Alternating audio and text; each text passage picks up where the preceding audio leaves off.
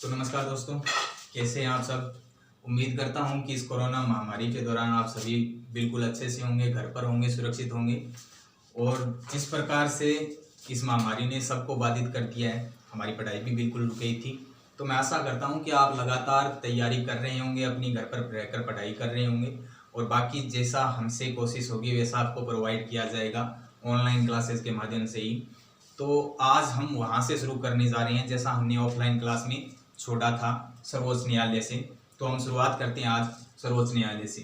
देखिए, सबसे पहले हम बात करते हैं सर्वोच्च न्यायालय की। तो भारत में न्यायालय की व्यवस्था की अगर बात की जाए तो सर्वप्रथम देखिए, आपको याद होगा एक एक्ट आया था, रेगुलेटिंग एक्ट आया था 1773 का, जिसके द्वारा 1774 में एक न्यायालय की स्थापना की गई थी जिसे कहा गया था फेडरल न्यायालय।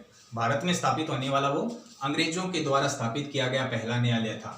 उसके बाद विभिन्न ब्रिटिश प्रांतों के तहत अलग अलग न्यायालयों की स्थापना की गई, फेडरल कोर्ट्स की स्थापना भी की गई थी। लेकिन एक जो सबसे इंपॉर्टेंट आता है 1935 का अधिनियम। इसके द्वारा 1937 में एक संघीय न्यायालय की स्थापना की गई थी। संघीय न्यायालय की स्थापना की गई थी। अब देखिए इसके अंदर क्या किया गया था। पहले हम फेडरल कोर्ट की बात करते हैं, उसके बाद संघीय न्यायालय की बात करते हैं।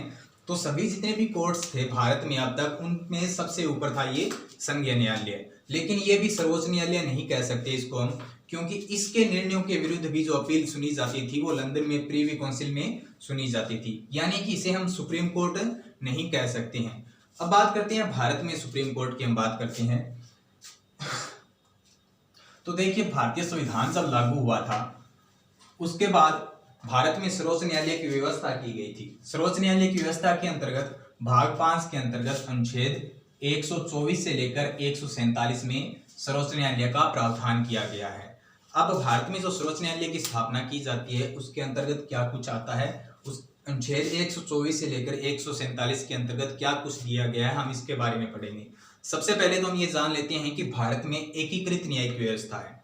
एकीकृत न्यायिक व्यवस्था से मतलब क्या है कि भारत में केंद्र और राज्यों के बीच में जिस प्रकार से शक्तियों का बंटवारा किया जाता है उस प्रकार से न्यायालय में शक्तियों का बंटवारा नहीं किया गया है। यानी कि जो हाई कोर्ट है और सुप्रीम कोर्ट है, इनमें शक्तियों का बंटवारा नहीं किया गया है। यहाँ पर सुप्रीम कोर्ट ही सर्वोच्च है, उसके निर्णय सभी हाई कोर्ट्स पर लागू होते हैं। यानी कि हम कह सकते हैं कि भारत में इस प्रकार से एकीकृत न्यायिक व्यवस्था है। न्यायिक व्यवस्था को बांटा नहीं गया है।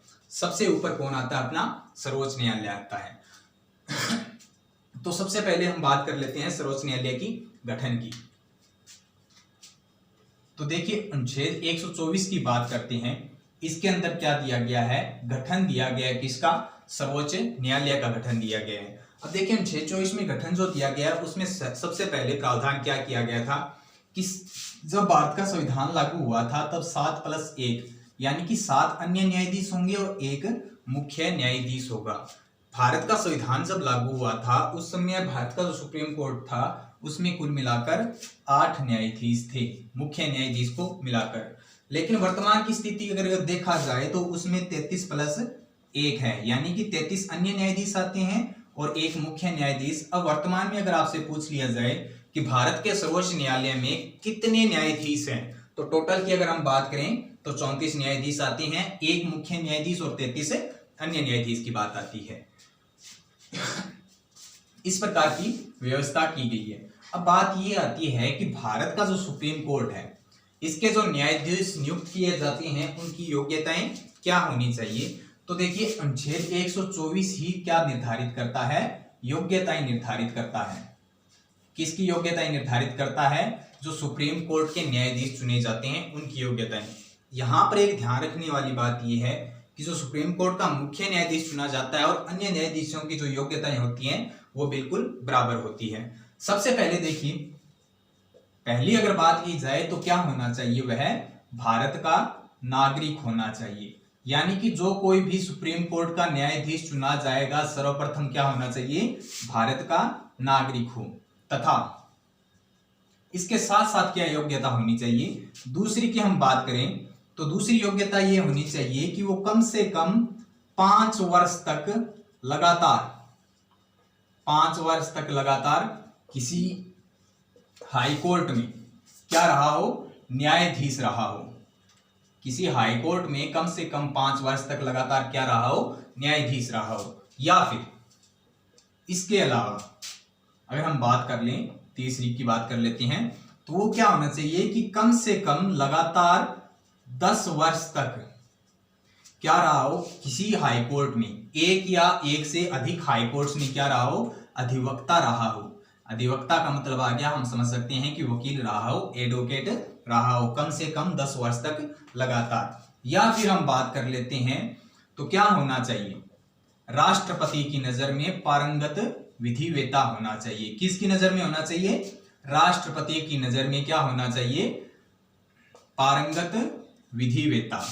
अब पारंगत विधिवेता से मतलब क्या आता है कि वह कानून का अच्छा जानकार होना चाहिए। ठीक है, तो ये सारी योग्यताएं आती है। अब हम कई बार कंफ्यूज हो जाते हैं जब भी हमसे पूछा जाता है कि भारत का जो सुप्रीम कोर्ट है उसका न्यायाधीश बनने के लिए कितनी योग्यताओं की आवश्यकता होती है। हम 4 पढ़कर जाते हैं और हमारे मन में यही रहता है कि कम से कम 4 योग्यताएं होनी चाहिए, लेकिन यहाँ पर ध्यान रखिए कि एक जो योग्यता आती है कि वो भारत का नागरिक हो, ये अनिवार्य रूप से उनमें योग्यता होनी चाहिए। उसके अलावा ये जो तीनों बच जाते हैं उसमें से कोई भी एक योग्यता उनमें होनी चाहिए। यानी कि भारत का नागरिक होने के साथ साथ या तो वो 5 वर्ष तक किसी हाई कोर्ट में न्यायाधीश रहा हो, किसी एक हाई कोर्ट या फिर एक से अधिक हाई कोर्ट्स की भी बात हो सकती है, या फिर क्या रहा हो 10 वर्ष तक किसी एक उच्च न्यायालय या एक से अधिक उच्च न्यायालयों में लगातार वो क्या रहा हो, अधिवक्ता रहा हो, एडवोकेट रहा हो, या फिर क्या हो सकता है राष्ट्रपति की नजर में एक पारंगत विधिवेता होना चाहिए, कानून का अच्छा जानकार होना चाहिए। लेकिन हम आज तक की जो इतिहास को देखा जाए उसमें देखते हैं जो भी न्यायाधीश चुने जाते हैं वो ज्यादातर क्या होते हैं, किसी हाई कोर्ट में पहले न्यायाधीश रह चुके होते हैं। ठीक है, तो इनकी योग्यताएं आपको समझ आ गई होगी। उसके बाद हम बात करते हैं न्यायाधीशों की नियुक्ति किस प्रकार से की जाती है। अब देखिए अनुच्छेद 124, इसी के अंतर्गत क्या दिया हुआ है, न्यायाधीशों की नियुक्ति की बात आती है। अब न्यायाधीशों की नियुक्ति सबसे पहले हम देख लेते हैं किसकी नियुक्ति, मुख्य न्यायाधीश की, यानी कि जो चीफ जस्टिस ऑफ इंडिया आते हैं उनकी नियुक्ति की हम प्रक्रिया को देख लेते हैं किस प्रकार से इनकी नियुक्ति की जाती है। तो ध्यान दीजिए कि भारत के संविधान में यह लिखा गया है कि जो मुख्य न्यायाधीश है उसकी नियुक्ति राष्ट्रपति के द्वारा की जाएगी और वह इस संबंध में चाहे तो किसी भी न्यायालय, उच्च न्यायालय या सर्वोच्च न्यायालय के किन्हीं न्यायाधीशों से जिनसे वह परामर्श लेना चाहे, ध्यान रखना जिनसे वह परामर्श लेना चाहे उनसे परामर्श लेकर क्या करता है, मुख्य न्यायाधीश की नियुक्ति की जाती है। और नियुक्ति की किसके द्वारा जाती है, राष्ट्रपति के द्वारा इसकी नियुक्ति की जाती है। ध्यान रखिएगा कि मुख्य न्यायाधीश की नियुक्ति कौन करता है, राष्ट्रपति करता है। भारतीय संविधान ये कहता है और ये क्या कहता है साथ ही साथ कि राष्ट्रपति चाहे तो उच्च न्यायालय, किसी भी उच्च न्यायालय या फिर सर्वोच्च न्यायालय के किन्हीं भी न्यायाधीशों से जिनसे वह चाहे परामर्श करना, उनसे परामर्श करके क्या करेगा, मुख्य न्यायाधीश की नियुक्ति करेगा। अब देखिए प्रक्रिया चलती किस प्रकार से है। बात कर लेते हैं हम 1973 तक की। तो 1973 तक मुख्य न्यायाधीश की नियुक्ति किस प्रकार से की जाती थी, जो सर्वोच्च न्यायालय का सबसे वरिष्ठतम न्यायाधीश होता था उसे ही क्या बना दिया जाता था, मुख्य न्यायाधीश नियुक्त कर दिया जाता था राष्ट्रपति के द्वारा। लेकिन 1973 में एक केस आता है सबसे बड़ा जिसको विवाद माना जाता है, केशवानंद भारती वाद आता है। इसके अंदर क्या किया गया, जो सुप्रीम कोर्ट का अब तक की सबसे बड़ी संवैधानिक पीठ थी, 13 सदस्यों की एक संवैधानिक पीठ ने सुप्रीम कोर्ट में निर्णय दिया था और यह निर्णय दिया था सरकार के खिलाफ किया था। उसके बाद क्या किया गया, 1973 का जो केस आया था उसके जो फैसला आया था इसके कुछ ही घंटों के बाद क्या कर दिया गया, 3 जो वरिष्ठ न्यायाधीश थे उनकी वरिष्ठता का त्याग कर जो मुख्य न्यायाधीश बना दिया गया था। ठीक है, 3 न्यायाधीशों की वरिष्ठता का त्याग कर उस समय अजीत नाथ रे को मुख्य न्यायाधीश नियुक्त कर दिया गया था। तो यहां से एक परंपरा को तोड़ दिया गया था। सर्वप्रथम 1973 में, एक बार 1977 में भी फिर ऐसा किया गया था। लेकिन यह प्रक्रिया कुछ सही नहीं लग रही थी। 1993 तक बिल्कुल ठीक चलता रहा। इन दो मामलों को छोड़कर 1773 में जो मामला आया था उसके बाद, और 1973 का मामला आया था और 1977 की बात आती है। उसके बाद 1993 में सुप्रीम कोर्ट ने अपना एक फैसला दिया। एक मामला आता है सुप्रीम कोर्ट में जिसको जाना जाता है advocates on records. Supreme court advocates on record बनाम भारत संघ के मामले में के नाम से जाना जाता है। और ये कब आया था? 1993 में मामला आया था। इसमें सुप्रीम कोर्ट की एक संवैधानिक पीठ, 9 सदस्यीय संवैधानिक पीठ ने अपना फैसला देते हुए कहा था कि सुप्रीम कोर्ट का जो भी मुख्य न्यायाधीश नियुक्त किया जाएगा राष्ट्रपति के द्वारा, वो सबसे जो वरिष्ठ न्यायाधीश होगा सुप्रीम कोर्ट में उसी को नियुक्त किया जाएगा। तो यहां पर स्थिति साफ हो गई थी। और इस संबंध में क्या कहा गया था कि राष्ट्रपति इस संबंध में कम से कम 2 न्यायाधीशों से परामर्श करेगा। 2 न्यायाधीशों से क्या करेगा? परामर्श करेगा। ठीक है, क्लियर हुआ? तो 1993 में यह कहा गया कि जो सबसे वरिष्ठ न्यायाधीश होगा, सॉरी यहां पर थोड़ा सा मिस्टेक हो गया, यहां पर राष्ट्रपति किसी से भी परामर्श नहीं करेगा। 1993 में यह कहा गया कि जो सबसे वरिष्ठ न्यायाधीश होगा उसी को क्या कर दिया जाएगा? मुख्य न्यायाधीश नियुक्त कर दिया जाएगा। तो यहां पर यह बात समाप्त होती है मुख्य न्यायाधीश की नियुक्ति के संबंध में। अगर हम बात कर लेते हैं अन्य न्यायाधीशों की नियुक्ति की बात,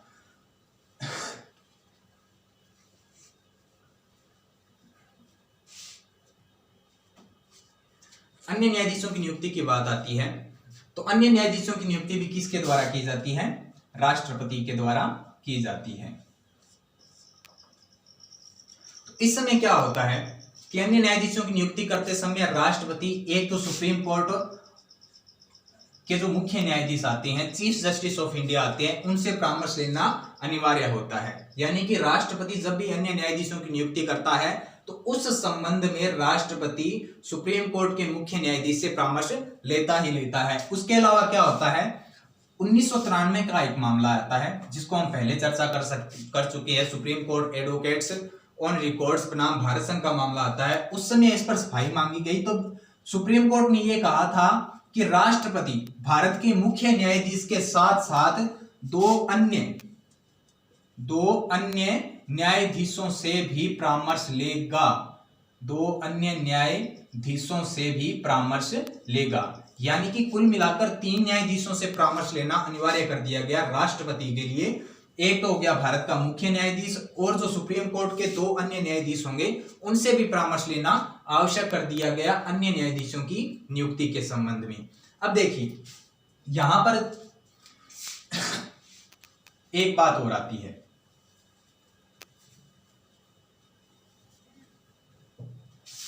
1998 की बात आती है, 1998 की बात आती है जब सुप्रीम कोर्ट से यह पूछा गया था। अब देखिए यहां पर न्यायाधीशों के परामर्श की बात आ जाती है, तब राष्ट्रपति ने, हम पहले पढ़ चुके हैं अनुच्छेद 143 में क्या दिया हुआ है कि राष्ट्रपति कभी भी सुप्रीम कोर्ट के मुख्य न्यायाधीश या सुप्रीम कोर्ट से परामर्श ले सकता है। सुप्रीम कोर्ट से परामर्श ले सकता है, अनुच्छेद 143। उस समय राष्ट्रपति ने यह पूछा था सुप्रीम कोर्ट से, क्या राष्ट्रपति सुप्रीम कोर्ट के मुख्य न्यायाधीश का परामर्श मानने के लिए बाध्य है? उस संबंध में सुप्रीम कोर्ट के एक संवैधानिक पीठ ने यह फैसला दिया था कि राष्ट्रपति मुख्य न्यायाधीश के परामर्श मानने के लिए क्या है? बाध्य है। परामर्श मानने के लिए क्या है? बाध्य है। लेकिन साथ ही साथ यह भी कह दिया कि यह परामर्श मानने के लिए बाध्य कब है? जब मुख्य न्यायाधीश जो चीफ जस्टिस ऑफ इंडिया है वो सुप्रीम कोर्ट के कम से कम 4 न्यायाधीशों से परामर्श लेकर जब राष्ट्रपति को परामर्श देगा तब राष्ट्रपति अन्य न्यायाधीशों की नियुक्ति के संबंध में परामर्श मानने के लिए बाध्य है। यानी कि जब तक जो चीफ जस्टिस ऑफ इंडिया है, भारत का मुख्य न्यायाधीश है, 4 अन्य न्यायाधीशों से परामर्श लेकर राष्ट्रपति को परामर्श नहीं देगा, तब तक राष्ट्रपति मानने के लिए बाध्य नहीं है।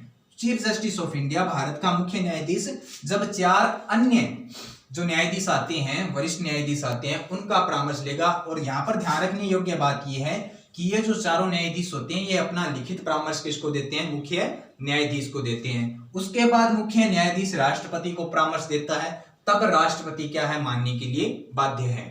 यहां पर यह भी कहा गया था कि अगर मुख्य न्यायाधीश के द्वारा उचित प्रक्रिया नहीं अपनाई जाती है परामर्श की, तब राष्ट्रपति इस परामर्श को मानने के लिए बाध्य नहीं है। उचित प्रक्रिया से मतलब यही आता है कि वो कम से कम 4 न्यायाधीशों का परामर्श लेना आवश्यक है।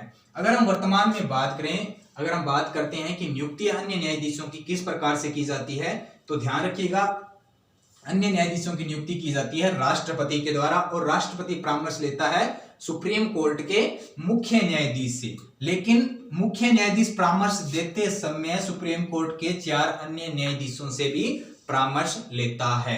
ठीक है, तो इस प्रकार से अन्य न्यायाधीशों की नियुक्ति की जाती है। और साथ ही साथ अगर अब पूछ लिया जाए कि मुख्य न्यायाधीश की नियुक्ति किसके द्वारा की जाती है, तो ध्यान रखिएगा, जो वरिष्ठतम न्यायाधीश होता है सुप्रीम कोर्ट का, उसको मुख्य न्यायाधीश बनाया जाता है। और किसके द्वारा बनाया जाता है, तो ध्यान रखिएगा, राष्ट्रपति के द्वारा। यानी सुप्रीम कोर्ट के जितने भी न्यायाधीश है उन सब की जो नियुक्ति है वो किसके द्वारा की जाएगी, राष्ट्रपति के द्वारा की जाएगी। उसके बाद हम बात कर लेते हैं अनुच्छेद 124 में ही इनके शपथ की बात आती है कि सुप्रीम कोर्ट के जितने भी न्यायाधीश हैं इनकी शपथ की बात आती है। जब भी किसी व्यक्ति को सुप्रीम कोर्ट का न्यायाधीश नियुक्त किया जाता है तो पद ग्रहण करने से पहले वो क्या लेता है, शपथ लेता है। और हम जानते हैं कि शपथ का प्रारूप कौन सी अनुसूची में दिया गया है, 3री अनुसूची में शपथ का प्रारूप दिया गया है। ठीक है, अब यहां पर ध्यान रखिएगा, भारत का जो नियंत्रक एवं महालेखा परीक्षक आता है, जिसको हम क्या कहते हैं, केग भी कहते हैं, केग और सुप्रीम कोर्ट के जितने भी न्यायाधीश आते हैं इन सब के जो शपथ का प्रारूप है वो एक ही है। ठीक है, एक समान ही प्रारूप इनका दिया हुआ है। अब बात ये आती है कि इनको शपथ दिलाता कौन है, तो ध्यान रखिएगा, इनको शपथ दिलाने का काम किसका है, राष्ट्रपति का। सुप्रीम कोर्ट के जितने भी न्यायाधीश होते हैं उनको किसके द्वारा शपथ दिलाई जाएगी, राष्ट्रपति के द्वारा शपथ दिलाई जाती है। लेकिन होता क्या है, साथ ही साथ ये भी कहा गया है कि राष्ट्रपति शपथ दिलाएगा या फिर राष्ट्रपति के द्वारा नामित कोई व्यक्ति इनको शपथ दिलाता है। जो हम बात करते हैं होता कैसे है, तो ध्यान रखिएगा, जो मुख्य न्यायाधीश है उसको शपथ दिलाई जाती है राष्ट्रपति के द्वारा व्यवहारिक रूप से, और अन्य जो न्यायाधीश होते हैं उनको शपथ कौन दिलाता है, मुख्य न्यायाधीश दिलाता है। लेकिन संवैधानिक रूप से अगर हम देखें तो उनको शपथ दिलाने का काम किसका है, राष्ट्रपति का। लेकिन व्यवहारिक रूप में उनको शपथ दिलाने का काम कौन करता है, chief justice of India, Bharat का मुख्य न्यायाधीश उनको शपथ दिलाता है। उसके बाद हम बात कर लेते हैं इनके कार्यकाल की। सुप्रीम कोर्ट के जो न्यायाधीश होते हैं इनका कार्यकाल कितना होता है, तो ध्यान रखिएगा, इनका कार्यकाल कितना होता है, 65 वर्ष की आयु तक होता है। 65 वर्ष की आयु तक होता है, ये ध्यान रखिएगा। ये मत सोच लेना कि 65 वर्ष का इनका कार्यकाल होता है। जब तक इनकी आयु 65 वर्ष की नहीं हो जाती तब तक इनका कार्यकाल रहता है। अगर आपसे सीधा पूछ लिया जाए कि अधिकतम वो कितने वर्षों तक न्यायाधीश के पद पर रह सकता है, तो देखिए इसकी कोई समय सीमा है नहीं क्योंकि जब भी वो अनुभव योग्यताएं प्राप्त कर लेता है उसके बाद नियुक्त किया जा सकता है मुख्य न्यायाधीश के पद पर, किसके द्वारा, राष्ट्रपति के द्वारा। लेकिन अंतिम समय जो होता है वो क्या होता है, 65 वर्ष की आयु तक वो अपने पद पर बना रहता है। इसके अलावा और क्या होता है, 65 वर्ष की आयु पूर्ण होने से पहले ही वो क्या कर सकता है, अपना त्याग पत्र दे सकता है। जो न्यायाधीश हैं वो सभी अपना त्याग पत्र दे सकते हैं, और त्याग पत्र सौंपा किसे जाता है, राष्ट्रपति को दिया जाता है। ठीक है, अपने हस्ताक्षर से लिखित जो त्याग पत्र दिया जाता है वो किसको दिया जाता है, राष्ट्रपति को त्याग पत्र दिया जाता है, जो सुप्रीम कोर्ट के जितने भी न्यायाधीश होते हैं। ठीक है, अब बात आपके इसकी कार्यकाल की हो गई। ठीक है, शपथ की बात आ गई, और उसके हम बात करते हैं ये अपना त्याग पत्र भी दे सकते हैं। अनुच्छेद 124 में इनको पद से हटाने की प्रक्रिया की बात की गई है। पद से हटाना, किस प्रकार से इनको इनके पद से हटाया जा सकता है, तो ध्यान रखिए, इनको पद से हटाया जा सकता है किन आधारों पर, केवल 2 आधार आते हैं। सबसे पहला क्या आ जाता है, सिद्ध कदाचार। या तो सिद्ध कदाचार के आधार पर क्या किया जा सकता है, हटाया जा सकता है। और नंबर 2 की बात आती है असमर्थता। यदि कोई भी न्यायाधीश अपना कार्य निर्वहन करने में असमर्थ होता है तो उस समय भी इनको हटाया जा सकता है। और हटाने का काम किसके द्वारा किया जाता है? संसद के द्वारा किया जाता है। अब देखिए हटाने की प्रक्रिया से संबंधित बात क्या आती है। सर्वोच्च न्यायालय से संबंधित जितने भी प्रावधान हैं, इनके सदस्य संख्या की बात कर लेते हैं, गठन की बात कर लेते हैं, आयु सीमा, कार्यकाल की बात कर लेते हैं, वेतन भत्तों की बात कर लेते हैं, या फिर इनको पद से हटाने की बात कर लेते हैं, तो सारे जो नियम बनाए जाते हैं किसके द्वारा बनाए जाते हैं? संसद के द्वारा बनाए जाते हैं। अनुच्छेद 124 से संसद को ये अधिकार देता है। और इसी के लिए क्या किया गया था?